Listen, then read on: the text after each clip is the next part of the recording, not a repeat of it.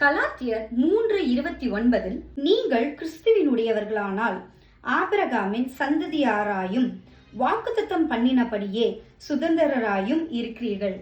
ஆமாங்க, நீங்கள் கிறிஸ்துவின் சந்ததி என்ற எண்ணமும் உடையவர்களாய் இருந்தீங்கன்னா, இயேசு கிறிஸ்துவின் பிள்ளை நான், இயேசு கிறிஸ்து என்னுடைய தகப்பனாய் இருக்கிறார், அவரே என்னுடைய நேசராய் இருக்கிறார் அப்படின்றத நீங்க விசுவாசிச்சு நீங்க இயேசு சொந்த இரட்சகராக உங்க இருதயத்துல ஏற்றுக்கொள்ளும் பொழுது நீங்க ஆபிரகாமின் சந்ததியாக வருவீர்கள். ஆபிரகாமின் சந்ததியாக நீங்க வரும்பொழுது கண்டிப்பாக வாக்குத்தத்தம் பண்ணப்பட்ட சுதந்திர தேச உங்களுடைய சொந்தமாய் இருக்கிறது. இன்றைக்கு கர்த்தராகிய இயேசு கிறிஸ்து உங்களுக்கு ஒரு நற்செய்தியை கொடுக்கிறார். நீ என்னுடைய மகன் என்பதை நீ விசுவாசித்தால் ஆபிரகாமின் சந்ததியாக நீ இருப்பாய்.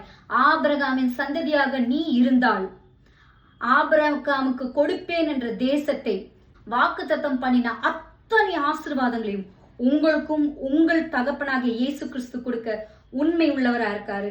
விசுவாசிக்கும் பொழுது, நம்பும் பொழுது, ஏற்றுக்கொள்ளும் பொழுது பெற்றுக்கொள்வீர்கள். God bless you.